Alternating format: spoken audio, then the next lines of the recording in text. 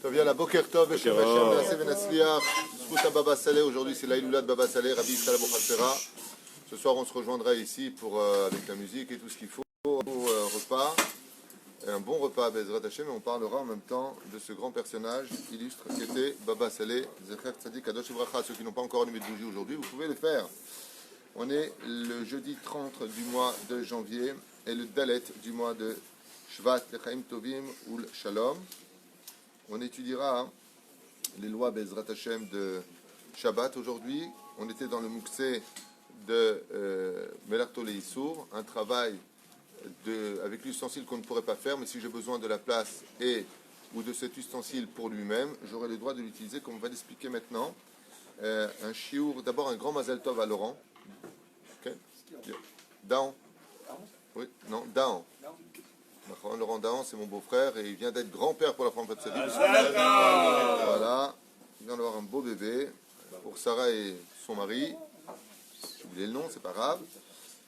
Et le shiur sera dédié aujourd'hui pour Yehuda Amram Ben Solika. Pour lui et sa famille, une grande Hatzlacha, une grande bracha. Kol asher yifnei yaskil veyatzliach lechaim tovim u'shalom. Je rappelle que vous pouvez aussi acheter tous un shiur Bezrat Hashem pour le dédier, aussi bien pour les vivants que pour ceux qui ne sont plus, par le biais de PayPal sur le site toratraim.net. On cherche toujours un torem pour payer le binyan, Bezrat Hashem, pour qu'il ait le binyan à son nom. Hein? Amen. Bezrat Hashem pour vous, amen, amen. Pour moi aussi, j'aimerais bien. Ken, on va avoir son nom pour un des binyans les plus importants pour la communauté francophone de façon nationale et internationale, puisque ce sera un binyan avec un département Aliyah, avec tous les avantages qu'on n'a jamais eu dans le pays d'Israël, avec l'aide d'Hachem, reconnu d'État. En attendant, pour le peu de temps qui nous reste, Igi Azman Latril, Gafrourim, Mazotomeret. Vous savez qu'on avait dit, on avait parlé du téléphone, est-ce qu'on pouvait le déplacer pendant Shabbat, téléphone portable, sauf si bien entendu il provoquerait un allumage ou pas. Regardez les shiurim précédents. Je vous rappelle que sur toratraim.net, vous avez plus de 2500 shiurim qui parlent et qui traitent de tous les sujets. Il y a des gens qui m'appellent en me disant, est-ce que vous avez parlé de la barbe? Oui, si tu sais combien de cours on a fait sur la barbe, si tu sais combien de cours on a fait sur tous les sujets, vous avez des titres, vous avez aussi l'application toratraim.net, Rav Twitou, vous faites descendre sur vos applications, si vous voulez. Là-bas, tous les shiurim sont parfaitement répertoriés, les titres, la paracha la semaine, le moussar, tout ce que vous voulez, les Rabbeinu et autres. Gafrorim dinam kekli shemelachtam le issour. On n'a pas le droit d'utiliser, bien sûr, des allumettes pendant Shabbat. Velachen mutar litol. Gafrour lahtzot atchenav. Mais par contre, si j'ai besoin de l'allumette pour elle-même, par exemple, pour retirer un morceau de viande que j'aurai dans les dents pendant Shabbat, alors bevadaï que j'ai le droit d'utiliser une gafrour, c'est-à-dire une allumette pendant Shabbat Kodesh. D'allumer, c'est fait pour ça. On ne peut pas allumer Shabbat. Mais si ma boîte d'allumettes est posée quelque part et que j'ai besoin de ce lieu-là pour poser mon livre, j'ai le droit de prendre cette boîte d'allumettes, la déplacer. Si j'ai besoin d'utiliser l'allumette pour quelque chose d'autre que d'allumer l'allumette, comme par exemple retenir la page d'un livre, j'ai le droit de prendre une allumette pendant Shabbat et de bloquer cette page si j'en avais besoin. Par contre, là, on demande de faire attention, c'est de ne pas casser cette allumette en deux, en faisant un spitz, une espèce de pointe, pour faire justement un cure-dent. Dans ce cas-là, on pourrait dire qu'il a fabriqué un cure-dent pendant Shabbat, ce que la halakha nous interdit. Donc fais attention, et c'est pareil pour les cure-dents. Des fois, on prend un cure-dent, on le casse en deux, pour pouvoir faire une pointe plus facile, plus fine, pour la passer entre les dents. Il y a un problème avec cette halakha-là, c'est que tu es metaken keli, c'est-à-dire que tu fabriques un ustensile pendant Shabbat. Il y a une grande mahloquette à savoir, est-ce qu'on a le droit d'utiliser un cure-dent pendant Shabbat? Pas tous les paskim sont d'accord. C'est pour cela que même si on voudrait utiliser un cure-dent pendant Shabbat, il y a quand même des conditions. La première, d'y aller de façon très légère, de façon superficielle, et la deuxième, de faire extrêmement attention, de ne pas saigner ses dents, ce qui serait vraiment assourd. C'est-à-dire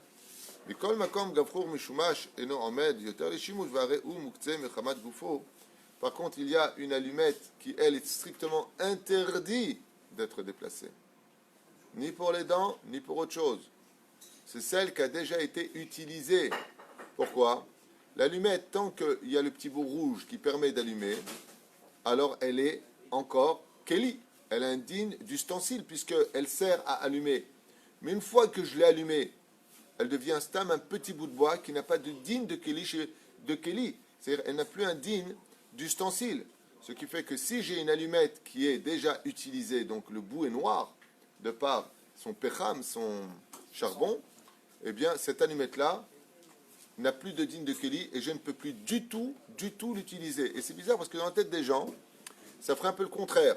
Ah ben maintenant qu'elle a été utilisée et qu'on ne peut même pas allumer avec, maintenant je peux la prendre. Pas du tout. Pour pouvoir utiliser une allumette pendant Shabbat pour bloquer un livre ou se retirer un morceau de viande dans les dents avec finesse comme on l'a dit tout à l'heure, il faut qu'elle soit justement avec le bout rouge, c'est-à-dire qu'elle puisse être encore utilisée, sinon elle n'a plus d'indigne de Kelly. Et on sait que tout ce qui n'a pas un digne de Kelly, comme un bout de bois par terre, une allumette déjà utilisée, c'est un caillou, on n'a pas le droit de donner un coup de pied le Shabbat dans un caillou. Pourquoi? Parce que tu déplaces justement une pierre et même pas un objet, ça n'a pas un digne d'objet. C'est le mot cherché à dire, c'est le mot objet. C'est plus un objet. La reine, si l'allumette est déjà utilisée, on ne peut pas du tout la déplacer ni l'utiliser. Donc la simlève. Vous voyez combien il est important d'étudier les lois de Shabbat. On pense qu'on est chômé de Shabbat. Et beaucoup de détails nous échappent et on fait beaucoup d'erreurs. Donc il est déjà muktzeh mishum gufo par son propre, sa propre existence parce qu'il n'a pas une Torah de Kil. Sirim. Alors les marmites, est-ce qu'on a le droit ou pas de les utiliser? Bien sûr qu'une marmite c'est indigne de quoi? Keli shemelartole issour. Et pourquoi? C'est un ustensile qui est interdit d'être utilisé Shabbat parce qu'une marmite ça sert à cuire. Et est-ce qu'on a le droit de cuire le Shabbat? Réponse non. Mais si j'ai besoin de cette marmite pour la marmite elle-même, c'est-à-dire que j'ai besoin de la bloquer par exemple une porte avec, ou que j'ai besoin de mettre dedans des choses, d'ailleurs que j'aurai le droit d'utiliser. Ou alors j'ai besoin de déplacer ma marmite pour y placer quelque chose à la place. À cette horaire goufo ou mekomo, je suis obligé de revenir constamment sur ces mots parce que les gens ne connaissent pas forcément la signification. Al-Vadaï que dans ce cas-là, j'aurai le droit de l'utiliser. D'accord? C'est Sirim. Ainsi que les poils, on ne peut pas les utiliser Shabbat. Puisque ça sert à cuire, et cuire est interdit.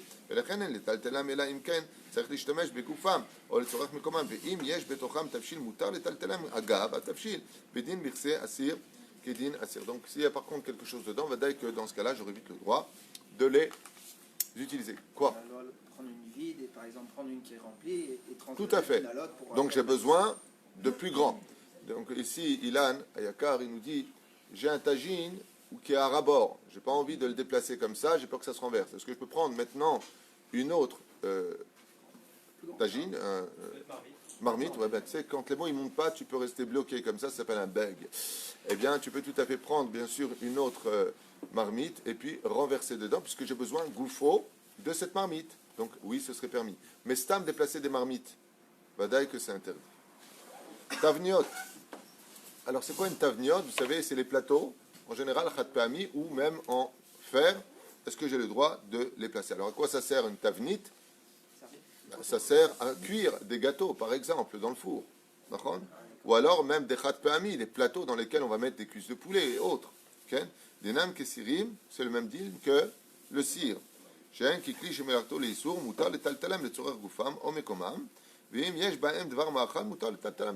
même din que pour les marmites. Un kumkum chashmali, donc ce qu'on appelle aujourd'hui en français le kumkum. Voilà, vous êtes pire que moi, c'est bien ce que je pensais. Bouilloire électrique. Bouilloire électrique. Alors, vous savez, c'est cette espèce de grande bouilloire comme ça qu'on branche avec deux boutons, Shabbat et ébullition. D'accord? Est-ce que j'ai le droit ou pas de l'utiliser pendant Shabbat? C'est un kéli qui est strictement interdit d'utilisation à la base. Pourquoi? Ça sert à chauffer de l'eau. Est-ce qu'on a le droit de faire cuire de l'eau Shabbat? Non. Ah, bevadaï que si bien entendu on l'a fait avant Shabbat comme on le fait tous, c'est que l'eau est bouillante. Le mec dit, ah chérie, le kumkum qu'on a acheté on ne peut plus l'utiliser. C'est pas ce que je suis en train de dire. Si j'ai besoin de le déplacer en faisant attention que le fil soit assez long électrique pour ne pas le débrancher, je peux pendant Shabbat. Mutar et talugam ken, shelot tzarach gufo mekomo, même si l'eau est en train de bouillir, j'ai le droit de le déplacer. Vechol zem kumkum she'enut dolek beshabbat. Vadaï, s'il n'y a pas d'interdit en faisant les trucs électroniques. Aujourd'hui, le problème avec l'électronique, c'est que c'est très bien, mais ça engendre beaucoup d'issourim. D'ailleurs, j'en profite pour vous dire, encore une femme qui me dit que maintenant, elle a acheté un frigidaire électronique magnifique, ultra moderne, wow, it's gonna fine, kiff metemesh. Le seul problème, c'est que dès qu'elle ouvre quoi que ce soit, ça lui dit, faites attention, vous avez ouvert, ça lui met les chiffres, à combien de température c'est. Quand vous achetez un frigidaire ou un congélateur, vous demandez qu'il soit Shomer Shabbat. Alors ne cherchez pas dans la boutique un frigidaire avec une kippa et des tzitzit, mais en Israël, vous avez le pouvoir, le mérite de l'avoir. Vous les demandez, est-ce que vous avez à droite, vous l'avez à gauche. C'est-à-dire, vous allez à... C'est bon Marsané Hashmal, vous demandez Shomer Shabbat, même pas ça, vous rentrez avec une kippa et vous dites, bon, alors pour vous, c'est là-bas les frigidaires. Vous avez une dizaine de frigidaires qui est sur un seul bouton, vous avez marqué sur le frigidaire Shabbat. Et donc, ça éteint automatiquement tous les systèmes et les interdits de Shabbat Kodesh. Faites très attention parce que vous pouvez acheter des frigidaires qui coûtent très cher, dans les 15 000 shekels, et hyper beau, avec le reflet de ta belle-mère dessus. Tu fais ce que tu veux, mais en attendant, ton frigidaire est très problématique parce que tu vas faire des isurim des rabanan, parce que c'est électronique, c'est pas du feu directement. Alors fais attention, là où tu achètes, faites attention avant d'acheter des frigidaires, entre autres. Un frigo comme ça, américain où il y a l'eau, on peut utiliser l'eau? Okay. Okay. Même tu peux utiliser les glaçons. Ils se font de même, c'est pas toi qui provoque. L'eau chaude, c'est un autre problème. Il faut voir si on peut ou pas utiliser l'eau chaude. D'Afka aujourd'hui, grâce à Dieu, Baruch Hashem, les nouveaux appareils qui datent d'à peu près 5 ans, 4 ans, tu peux même utiliser l'eau chaude. C'est marqué dessus, Gam les Shabbat. Parce que le système qui a été de rotation est fait de telle façon qu'Al-Pi Halakha se soit permis. Mais ça, on verra ça plus loin dans le Bichoul, avec votre permission. Ok. Tanour Afia, dino kikli shemer to leisur, vedelet. Atanour kedin, atanour. On mutar le patrov, le otsi amachalim mimeno. Vechem mutar le naalo. Alors, un four, bien entendu, vous savez qu'à Bnei Brak, la majeure partie des maisons utilisent le four shabbatique. Ça aussi, c'est pareil. Quand vous achetez un four, vous pouvez demander un four shabbatique. Même les fours chez nous, ils sont shomer Shabbat. Vous avez la position Shabbat. Et qu'est-ce qui se passe avec le côté Shabbat? Ça veut dire que ça neutralise tous les interdits quand on ouvre ou pas la porte. Ouvrir la porte du four et fermer la porte du four est permis pendant Shabbat. Bien entendu, s'il est mis sur Shabbat, ou alors que je le laisse à température ambiante pour tout le Shabbat. Juste faire attention à une chose, c'est que la nourriture qui soit dedans soit cuite kol tzorko. Les fachot qui din ben derosai, les fi halacha, de telle façon à ce que si j'ouvre et je ferme, qu'est-ce que je provoquais? Eh bien, une chaleur supplémentaire qui vient cuire. Donc, je suis mosif hevel. Je viens rajouter de la cuisson. Et ça, c'est interdit, comme la chatot, comme on dit, touiller, monter le bas vers le haut pour que ça cuise mieux. D'accord? Faites attention à ça. Valki Karon, s'il n'y a pas d'ambiguïté ilchatique sur le domaine d'ouvrir une porte de tanour, de four, eh bien, un des ébaïas. Madiar Kelim, question qui m'a été posée d'Afka encore cette semaine, alors qu'on a fait déjà des dizaines et des dizaines de cours, d'où l'invitation à revenir sur les shiurim. Sinon, à quoi ça sert de les archiver sur toratrain.net si vous ne les regardez pas? Vous avez énormément de cours et je vous affirme qu'il y a toujours des chidushim dans chaque cours. La reine Maot Kedaï de revenir sur les shiurim, même les anciens où j'étais un peu plus gros. Hein, la halacha, elle, n'a pas changé, c'est moi qui ai changé. Madiar Kelim, alors est-ce qu'on a le droit pendant Shabbat de placer dans un lave-vaisselle les kelim de Shabbat? Réponse, oui, mais à condition que, petit 1, le système d'ouverture et de fermeture de la porte du lave-vaisselle ne provoque aucun interdit. Petit 2, que je ne les place pas à l'avance dedans. Parce que qu'est-ce qu'on craindrait? Achana, Mikodesh, le chol. Préparé pendant Shabbat pour le chol. Je les ai déjà préparés. Donc, résultat, est-ce que j'ai le droit à Stam comme ça de retirer ce qu'il y a de suite, juste de les poser enfouis dedans? Ça veut dire les grandes avec les petites assiettes, telles que je n'aurais pas mis de façon traditionnelle pendant la semaine? Oui, j'ai le droit. Motzei Shabbat, une fois que tu as fait ta Havdalah, tu pourras placer les assiettes qui sont déjà dedans. Pourquoi? Surtout en Eretz Israël où la chaleur, Baruch Hashem, est au rendez-vous pendant au moins 9 mois. Donc il y a des mouches, il y a des choses qui peuvent passer, c'est pas agréable. On a un lave-vaisselle, on le range dedans, ça ne nous dérange pas. Okay? Azadai Sheken, on aurait le droit, dans ce cas-là, de pouvoir les placer dedans, juste ne pas les mettre dans l'ordre, ne pas les trier, parce que là, donc qu'est-ce qui reste après Moshe Shabbat? Juste j'ai mis effet. Donc j'ai préparé à l'avance pendant Shabbat. Aval Stam est posé dedans, s'il n'y a pas d'interdit en ouvrant et en fermant de façon électronique, parce que chaque marque a sa façon d'être, donc MBZBaya, vous avez aussi les lave-vaisselle, Shomer, Shabbat. On est trop fort les juifs. Il y en a, tu demandes. Il demande tous les sourds. C'est juste une tosefet au niveau de l'oseille, c'est tout. אם הדלת כדין הבדיח, ומותר לפתחו כדי להוציא ממנו כלים, ואם הדלת פתוחה אין לסגורה, אלא אם כן סגורה כדי שלא תקלו בה. Il est préférable de ne pas refermer, il dit ici, la porte complètement, de ne pas arriver au clic qui ferme la porte, juste tu pousses. Mishiragi l'arsène et quel sauda kodam adachat, ça on vient de faire, vadat sur les samaj de Shabbat banir kelim.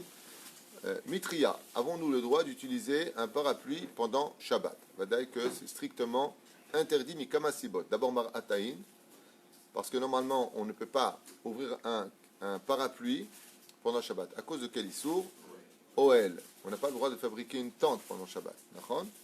Al-matria dina kikli shemelar tolisur kevan shasur lishtamesh bemitria beshabbat af im iftach et amitria berev Shabbat ve'asur. Maintenant tu dis d'accord, mais si j'ai ouvert moi mon parapluie avant Shabbat et que je suis dans un endroit où il y a un hérouv comme en Israël, est-ce que j'aurai le droit d'utiliser? Réponse, assour. Même si tu l'as ouvert à un moment, combien on doit ouvrir pour ne pas faire une tente? Un tefar. C'est comme la poussette des bébés. Tu n'as pas le droit de tirer la poussette. D'accord? Il faut la préparer avant l'entrée de Shabbat, au moins de 8 cm. Un tefar, pour pouvoir continuer ce qui a été fait avant l'entrée de Shabbat. Ok? אז מטריה אומר לנו פה שנייה אחת דין פותחו בשבת שחוששים שם איסור סקילה סברה וערב שבת משום מרתיים. Donc ce que je vous ai dit ici, pourquoi je ne pourrais pas l'utiliser à propos de Shabbat Kodesh, provoquerait Marataïn. Marataïn. Ça veut dire que les gens diraient quoi? Il est Mechalel Shabbat. Il vient avec un parapluie, il a ouvert. Mishum Marataïn. Il y a plusieurs raisons à cela, mais celle que nous rapporte en bas ici, le Rav, Mishum Marataïn, Deatsur Mishum Avdin Dechol Vegorem Pirtsa Chilul Shabbat. Le Chazon Ish, il dit que c'est un travail du Chol et non pas un Shabbat de ceci et cela. La reine assour d'utiliser klal, un parapluie pendant Shabbat. Parapluie, tu oublies pendant Shabbat, même s'il pleut à torrent, eh bien, comme on dit, ba'esh ou ba'maïm, tu iras chercher la Torah. Si tu dois aller dans l'eau ou le feu pour aller chercher la Torah, eh bien, ton mérite n'en sera que plus grand. Surtout aujourd'hui, on a des kawai. Voilà. Ofanaïm, a-t-on le droit d'utiliser un vélo pendant Shabbat? Arrêt, c'est mécanique à la base. אופנים דינם ככלי שמלאכתו לאיסור ומותר לטלטלם אם צריך להשתמש במקומם אבל לטלטלם מחשש שלא יגנבו אסור. Donc si j'ai besoin de l'endroit où il y a le vélo, j'ai le droit de déplacer le vélo. Et si je le déplace parce que j'ai peur qu'on le vole, un assour. D'utiliser un vélo pendant Shabbat, d'aller à droite ou à gauche, poserai la question à plusieurs poskim, c'est une marloquette. Les raisons, d'abord et avant tout, n'oubliez pas un détail, c'est qu'on n'a pas le droit de sortir à 1000. Il y en a qui disent que c'est assour parce que de peur qu'il déplace, que la chaîne se déplace et qui vient la réparer pendant Shabbat ou qui crève un pneu. Donc, Bofen Ikroni à 99%, on n'a pas le droit d'utiliser les vélos pendant Shabbat. Bichlal. Dans certains cas, uniquement dans certains cas, ce serait permis. Pour cela, vous posez la question un moré ora, un posek halacha uniquement. C'est là? On va créer un vélo électrique pour Shabbat. Non, pas encore.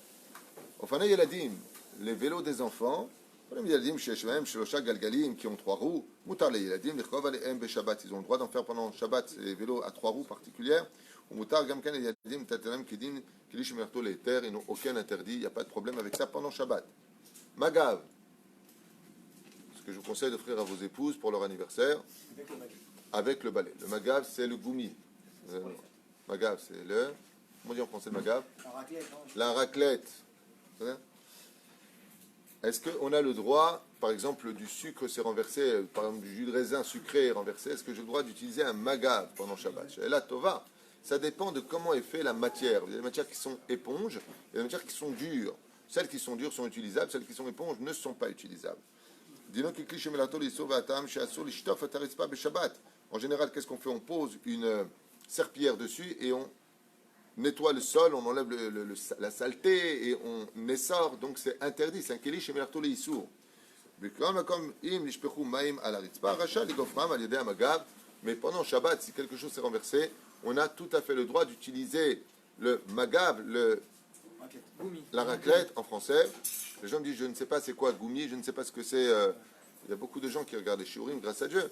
Donc, est-ce qu'on a le droit de l'utiliser pendant Shabbat? Réponse, oui. Juste, la simlev, faites attention à la matière du goumi, c'est-à-dire la matière de la raclette.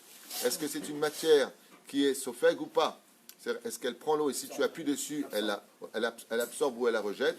La tsirichim, la simlev, la davarazé, faire attention. À la reine, même si vous achetez une raclette, vous prenez une raclette dont la raclette est dure, en caoutchouc dur, il n'y a pas de problème avec ça, et vous la même sanctifiez pour le Shabbat Kodesh, dans le cas où vous avez besoin de nettoyer. Des fois, la maison est très sale à cause des enfants qui ont tout renversé, le sol, c'est pas agréable, on est dans une maison des rois de Shabbat Kodesh, on peut tout à fait, pendant Shabbat, verser de l'eau par terre, et frotter avec la raclette, cette fameuse raclette donc, qui est plus dure, pour ne pas qu'elle soit digne d'éponge, un digne d'éponge, c'est-à-dire un digne...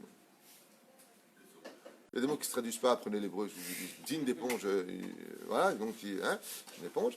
Et écoutez, c'est dur, depuis ce matin, tous les matins, je me lève, je n'arrête pas.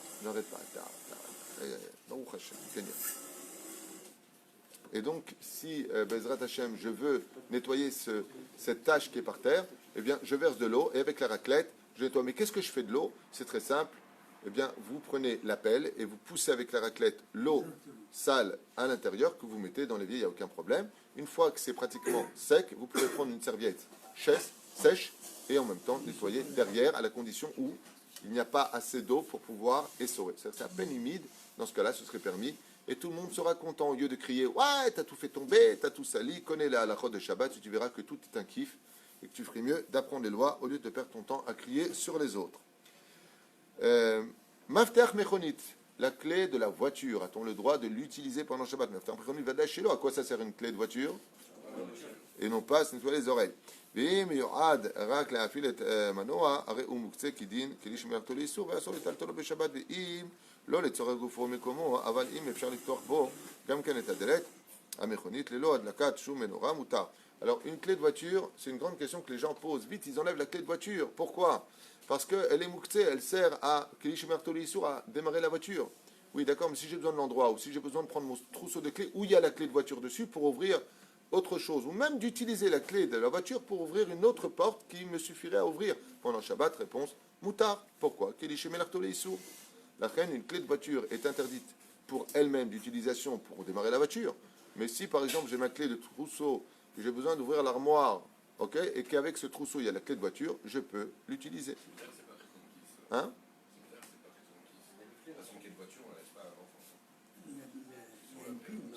Toi, non. Les autres, oui. Non, pour la perdre, oui, mais pour jouer avec. C'est mieux de l'enlever avant Shabbat, en vrai. Il y a une pile dans la clé de voiture. C'est ça que je te dis.